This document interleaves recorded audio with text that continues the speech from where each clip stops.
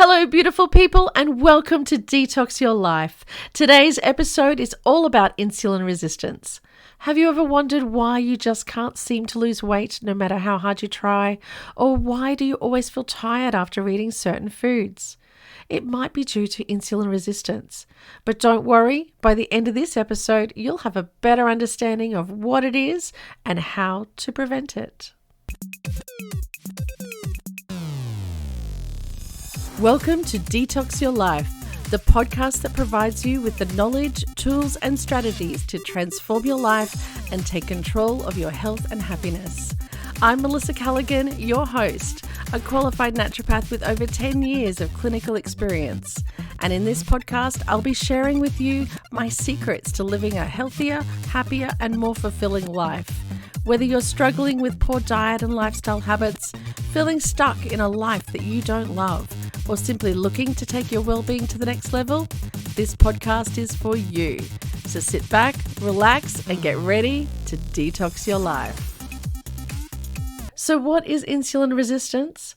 Well, simply put, it is when insulin, a hormone that regulates blood sugar levels, tries to put glucose into your cells to produce energy, but the cells resist it and don't allow it to happen. And when this happens, it's like there is a little supervisor in your bloodstream, and he reports on back to the pancreas, which is where the insulin actually comes from, to say, hey, there's a bit of a problem, there's still too much glucose in the blood. Then the pancreas has to produce more insulin to get the same effect, like get the job done, leading to higher insulin levels in the body.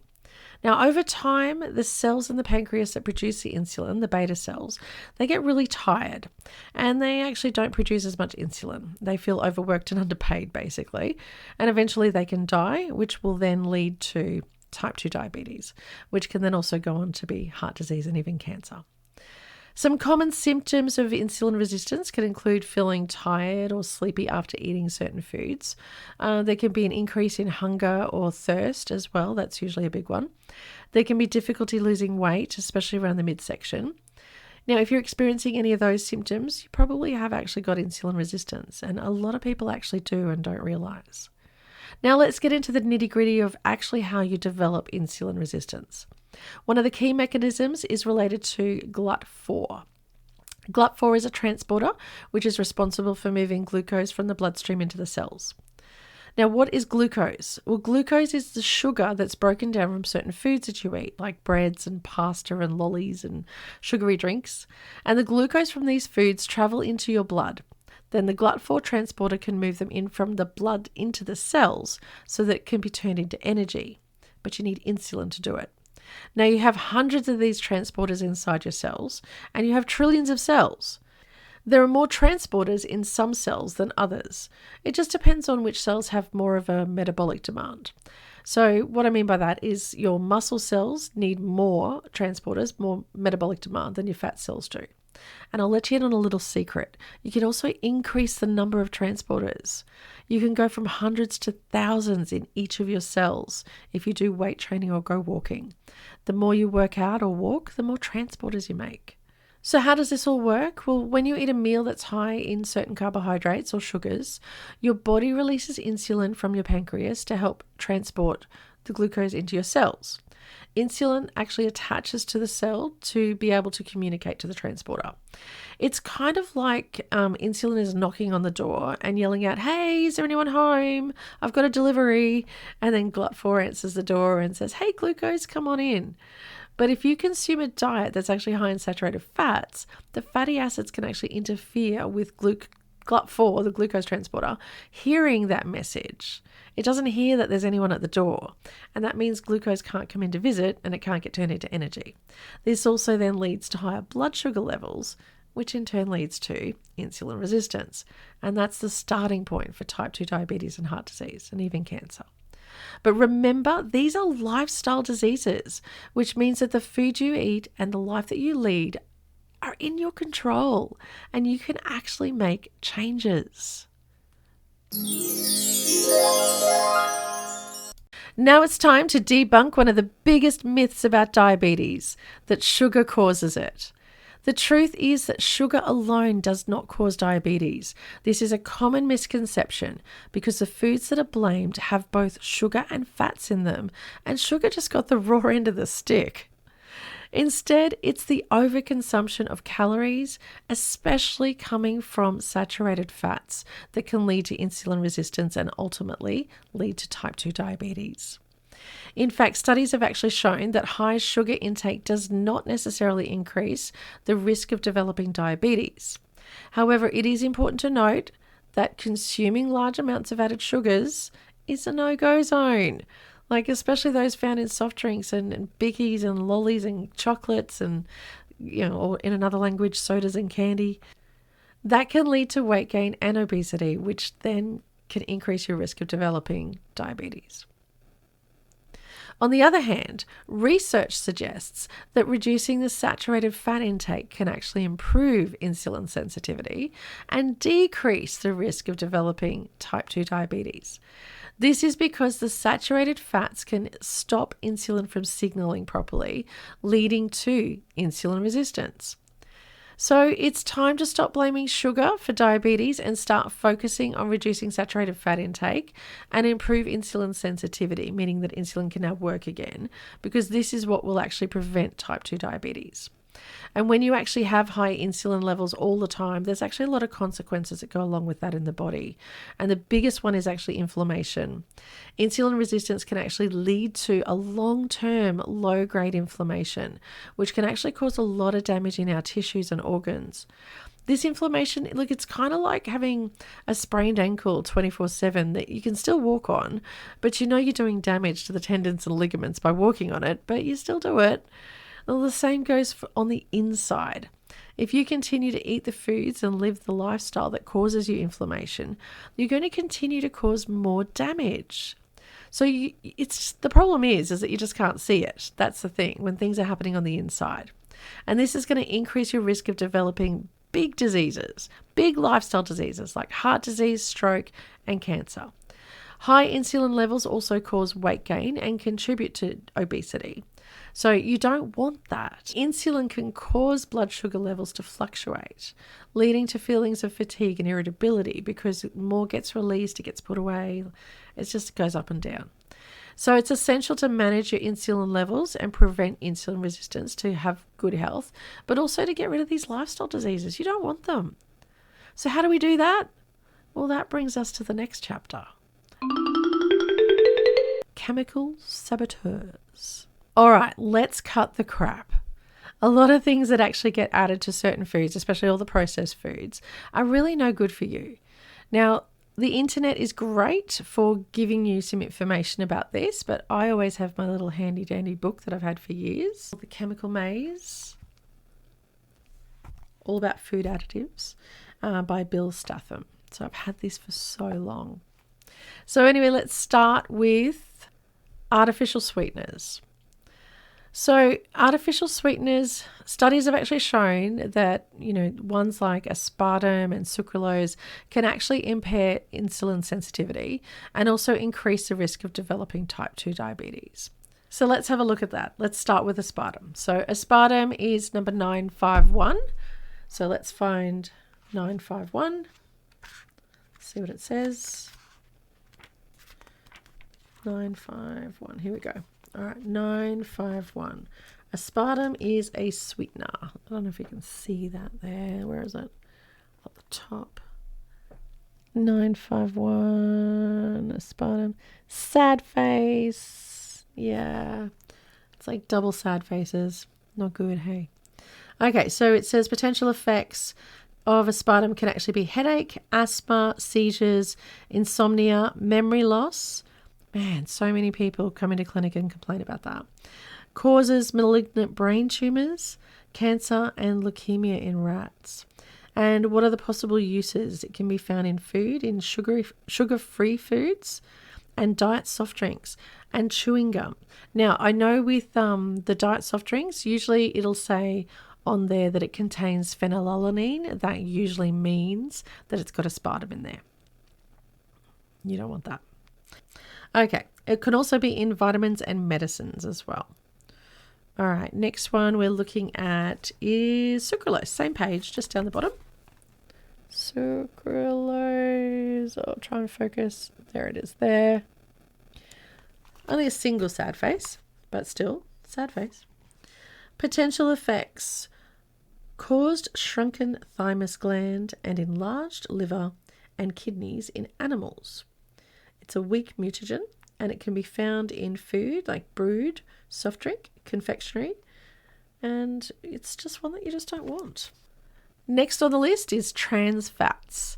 Now, most of the trans fats have been taken out of a lot of food and they're not labelled. It's a type of unsaturated fat that's usually found in the processed foods, and it increases inflammation and insulin resistance, and it's strongly linked to increased risk of heart disease and type 2 diabetes.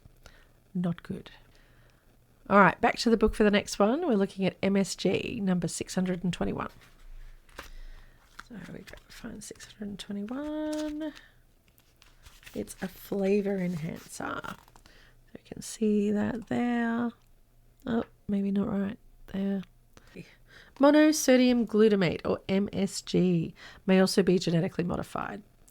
Okay, what have we got? Potential effects: headache, nausea, migraine, dizziness, heart palpitations, heart arrhythmia, hives, neck pain, irritability, pins and needles in upper limbs, restlessness, bronchospasm in asthmatics.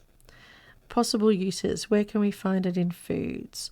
Found in over 10,000 foods, including yeast extract, malt extract, HVP, which is hydrolyzed vegetable protein, TVP, which is textured vegetable protein, soy sauce, gelatin, seasonings, hydrolyzed protein, and also in cosmetics and vaccines. So that's a biggie. It's been around for a long time. It's been talked about for a long time. It's caused a lot of problems, and it's been a bit controversial as well. There was a big thing back in the, I'm probably showing my age, and I'm not quite sure whether it was the 80s or 90s because it's a bit of a blur. But there was a big thing about it being in food, takeaway foods, and getting removed from that. So a lot of the places would say with their food, no added MSG. I've certainly had my own experiences with MSG where I'm pretty sure it was actually still in the food that I was eating, and I actually got quite sick. But, who knows? Could have been food poisoning. Hard to tell these days. Best to cook your own. Make your own food. And last on the list is pesticides. Exposure to certain ones, such as organophosphates, have actually been linked to insulin resistance and increasing your risk of type 2 diabetes. So let's try and stay as clean as we can and cut the crap.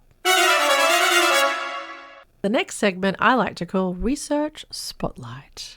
And today I wanted to share with you a recent study that was published a couple of years ago in 2020 in the Journal of Clinical Endocrinology, fancy word for the study of hormones and metabolism, on the effects of plant-based diet with insulin sensitivity. Now, we've already talked about how the fatty acids from the fat in your diet block the communication between insulin and GLUT4, and then you end up losing your GLUT4 transporters because it's either use it or lose it.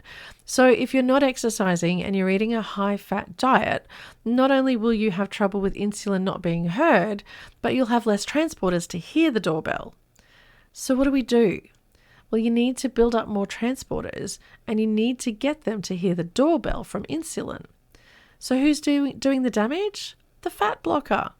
They're actually called intramyocellular lipids, meaning intra, inside, myo, muscle, cellular, cell, lipids, fat, or intrahepatocellular lipids, with hepato stands for liver.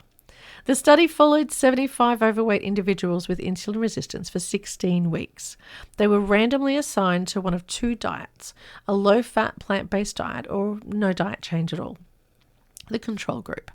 At the end of the study, researchers found that the participants who followed the plant-based diet had significant improvements in insulin sensitivity compared to those in the control group. They also saw reductions in body weight and body fat percentage.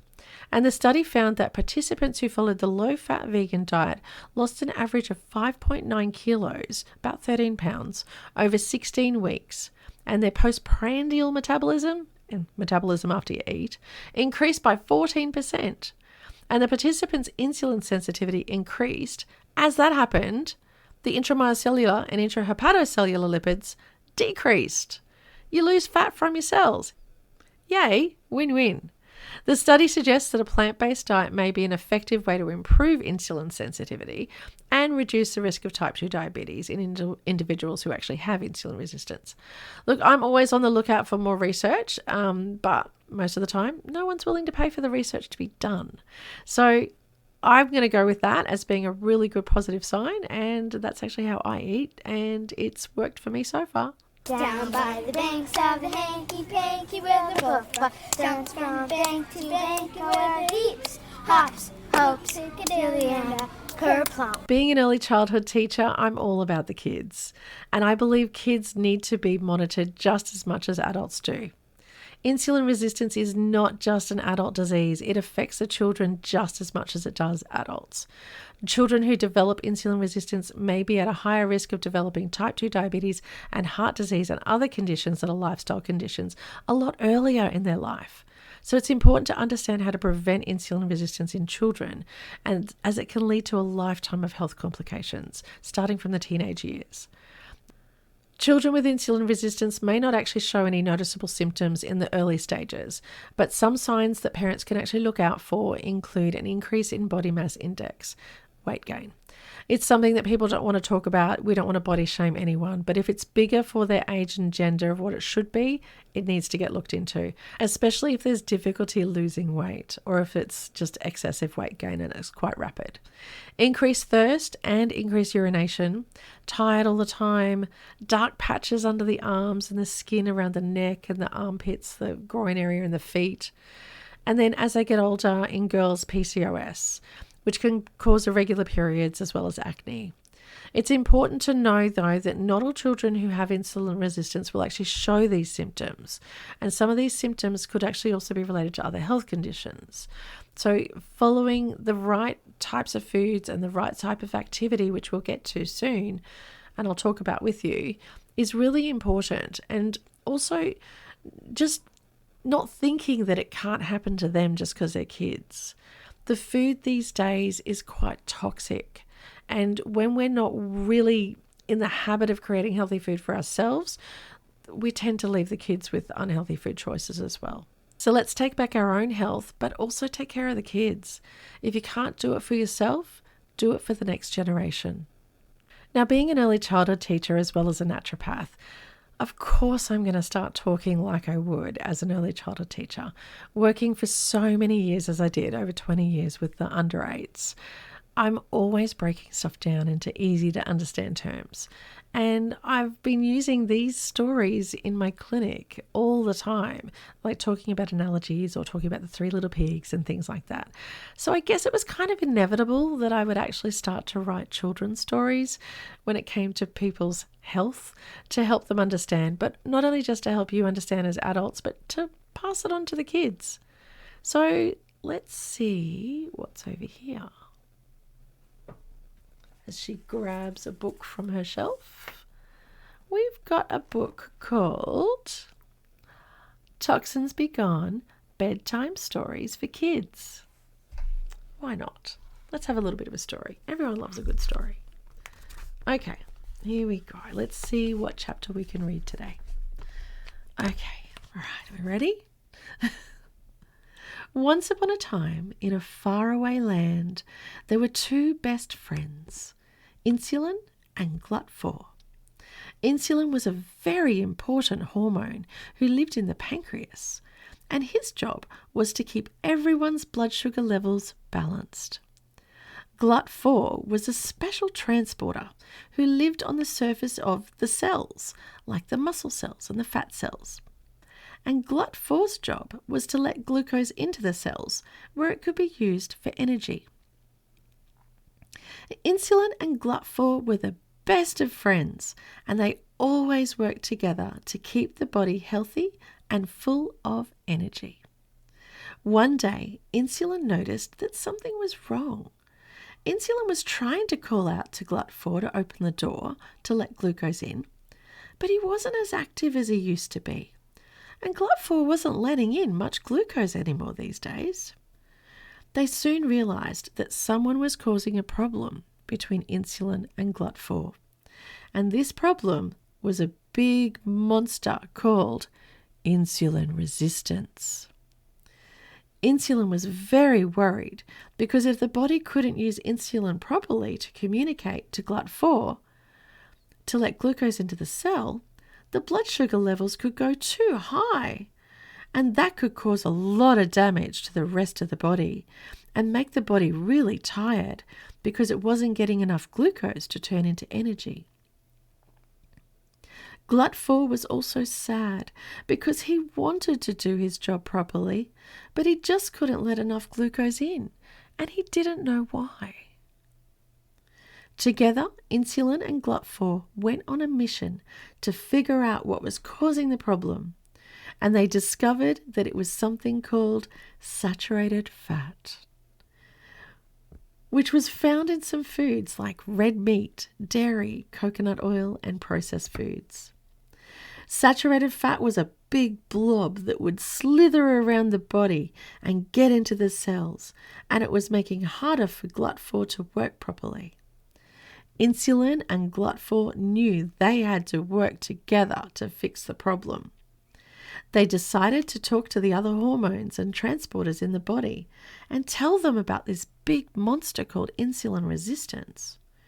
They told everyone that eating too much saturated fat could make it really hard for GLUT4 to work, and that it could make insulin resistance even bigger. They also told everyone that they knew a way to fix the problem by cutting out the bad fats and eating more healthy fats, like the ones found in nuts and seeds. Thanks to insulin and GLUT4's hard work, everyone in the body started working together and eating more healthy fats, and GLUT4 was able to let glucose into the cells again. Insulin was very happy that the blood sugar levels were balanced, and GLUT4 was happy that he could do his job properly again. And so insulin and GLUT4 continue to work together to keep everyone healthy and happy. The end. Right, let's get to the information that you've been waiting for. Top 5 tips for preventing or managing insulin resistance. Number 5, exercising regularly. Regular physical activity can actually help improve insulin sensitivity and reduce the risk of developing it as well. Aim for at least 30 minutes a day. That would be really good. But what really helps is a brisk 15 to 20 minute walk within about 30 minutes of eating. Doing this not only helps to increase the number of GLUT4 transporters, but you also won't need insulin to get the glucose into the cells, because during this window of time, it's called independent insulin uptake. So remember that growing back these transporters takes time, and when your metabolism has been messed around with for a while, it takes time to improve and regrow. So be patient with yourself. And when I say time, I mean months and years, not days or weeks. Number 4, reducing saturated fat intake. We've talked about this already. A diet high in saturated fat can actually contribute to insulin resistance. So limit, or for a period of time even cut out, your intake of foods like red meat, dairy products, and processed foods. The foods that are high in saturated fats, like deep fried foods. Potato chips and crisps are your worst. You may think you're eating hot chips and that's the least damage that you can do. It's actually bad, if not worse. It's a nightmare. It's a combo of fats and sugars. Baked potato by itself without the added fats can be okay, but when you deep fried in fat, it's going to block your glucose that gets broken down. So the one that gets broken down from the potato. Number 3 is eating a balanced diet. A diet includes plenty of fruits. Yes, fruits. They're not the enemy.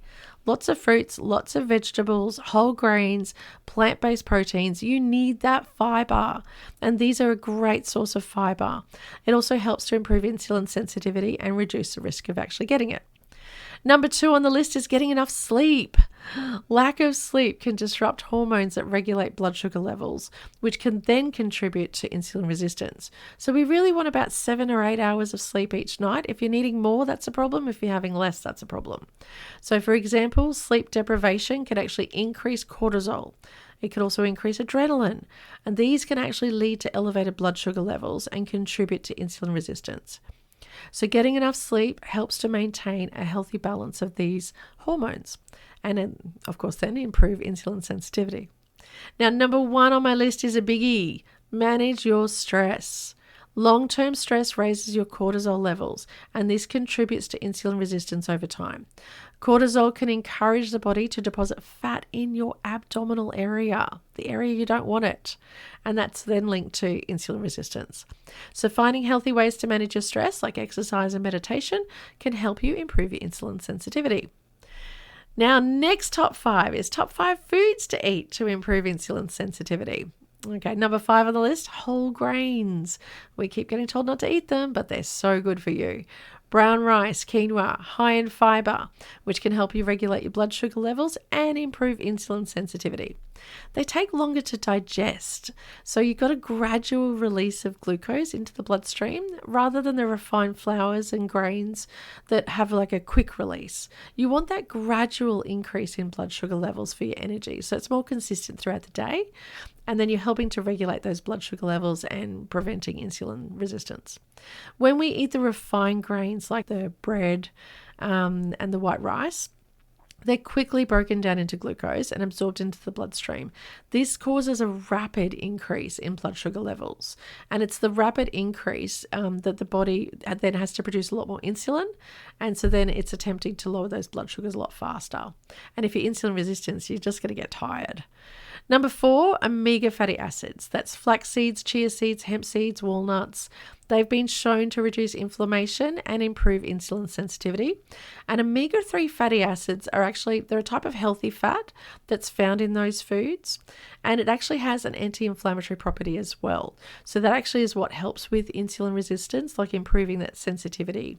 So it can actually help to prevent that diabetes onset. It also reduces inflammation and it increases glucose uptake from the bloodstream into the cells. So what it actually does is it actually helps to improve the action of GLUT4. So the GLUT4 transporters actually work better when you have more of the omega-3 fatty acids. Nuts like almonds, and as we've mentioned, walnuts they've got healthy fats. They've also got protein and lots of fiber, and they'll actually help improve the insulin sensitivity as well. So almonds and walnuts are really rich in those proteins and fats, as well as the fiber, and they'll actually help that the most. The other nuts like cashews and that, they're a bit too high on the sugar, but still I think they're okay. Just it's all about balance, Want to have that balance. The other thing about nuts is that they've actually got a lot of magnesium, and that mineral actually plays a crucial role in regulating your blood sugar levels. So magnesium's actually involved in more than 300 chemical reactions in the body, and one of those is the metabolism of glucose. So there's actually studies that have shown that magnesium deficiency is actually connected to insulin resistance and type 2 diabetes. So you want to have a good level of magnesium, and you don't need to take a supplement. Get it from your food, your greens, your nuts. You don't need to take a supplement. You get it from everywhere.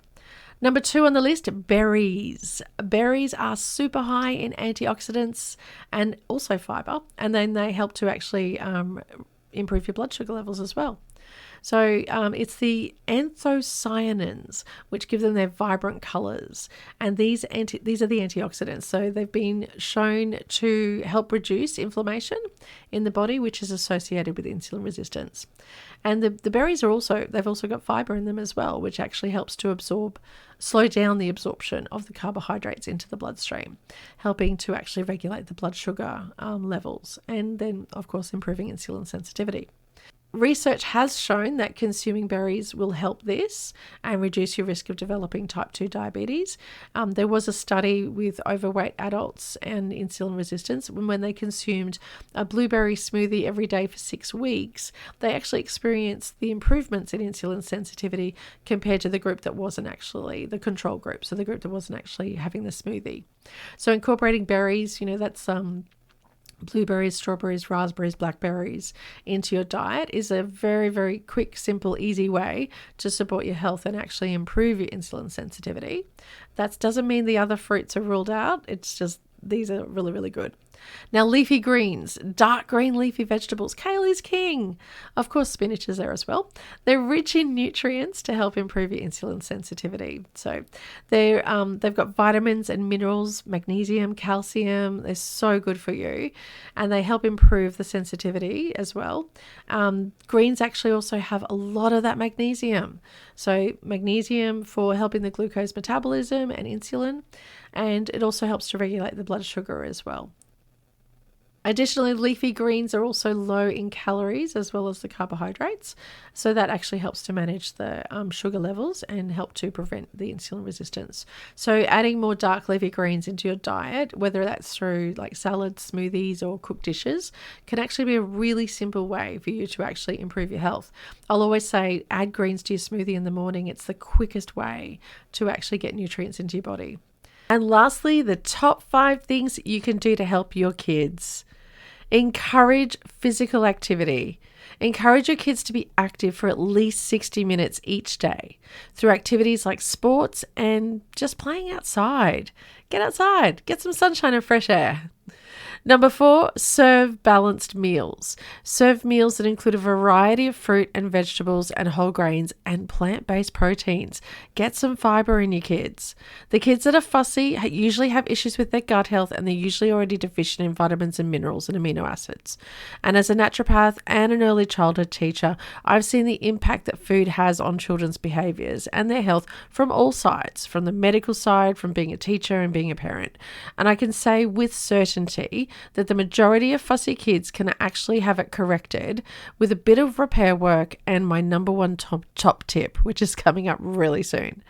Number 3 is limiting sugary drinks and anything that resembles one, really. Sugary drinks like soft drink and the processed juices, not so much the cold pressed juices, actually contribute to insulin resistance. Encourage your kids to drink water. And instead, you could actually give them smoothies that have all the fiber still in there and add some sneaky greens. It's way better than soft drink. Number 2, getting enough sleep. Adequate sleep for kids is so important for their overall health, and it can also help with their blood sugar levels. And now my number 1, model healthy habits. Kids often model their behavior after their parents and the most influential people around them. So if you're role modeling healthy habits like good exercise and healthy eating, stress management and conflict resolution, you can actually set them up for a lifestyle of healthy habits. If you're having issues in these areas, the first thing that I actually look at is the children's emotional security. Kids they can't control much. So if they're feeling emotionally out of control, they'll actually try to control anything that they can. I mean, adults do too. But with kids, though, there isn't really much that they can control other than toileting, sleeping, and what goes in their mouth. So if you're actually having problems with any of these areas, you actually need to look at their emotional security. Well, that's it for my podcast all about insulin resistance. On a final note, when it comes to taking care of our health, it's easy to get caught up in all the different diets and exercise routines out there, and to keep looking for that magic pill or injection or surgery that's going to fix it for you. But sometimes we forget that it's not just about our physical health, it's also about our mental and emotional well-being. That's why I believe that it's all about living a life of purpose with good intentions. It's about finding meaning in what we do and how we live our lives. When we have a sense of purpose, it can give us direction and motivation and goals to make positive changes in our lives, which include taking care of our health. So take some time to think about what gives your life meaning and purpose. Maybe it's spending time with loved ones, or pursuing a career that actually aligns with your values, or giving back to your community. We need community. Some of us are so lonely, and giving back to your community can actually fill your cup up. Whatever it may be, use it as a guide to help make choices that support your physical and emotional health. Remember, taking care of ourselves is not just about the body. It's about the mind and the soul too. So let's strive to live a life of purpose and meaning, and let that guide us to a healthier and happier life. And as we've been talking about insulin resistance and how it can actually take time to make changes in the body and in your life, it's easy to feel discouraged and overwhelmed. But I believe that there's always hope for change and improvement. And one thing that can help us is to practice gratitude and humility. It's easy to focus on what we lack or what's going wrong in our lives, but taking time to appreciate what we actually have and acknowledging our limitations can help us stay grounded and motivated. Gratitude can also help us shift our mindset from what we don't have to appreciating what we do have. And that can be a powerful thing when it comes to making positive changes in our lives. Humility is also important because it allows us to actually acknowledge our weaknesses and seek help and guidance from others. None of us have all the answers or are perfect, and that's okay. By being humble, we can learn from others, connect and grow as individuals, and grow our community. So as you work on improving your insulin sensitivity and your overall health, remember to practice gratitude and humility and live a life of purpose. They may seem like small things, but they can make a big difference in our lives and the lives of those around us. Thanks for tuning in to this episode of Detox Your Life on insulin resistance. I hope you learned something new today and feel more empowered to make healthy choices for your body. If you want more information, then head on over to my website, tbg.world. And as always, stay healthy and happy. Thanks for tuning in to Detox Your Life podcast. Remember, taking small steps every day can make a big difference in the long run towards a healthier and happier life. Stay tuned for our next episode and don't forget to subscribe and leave a review. But most of all, share it with your friends. The more people who know about this podcast, the more valuable content we can deliver to you for free. So spread the word and help us grow. And until next time, keep detoxing your life.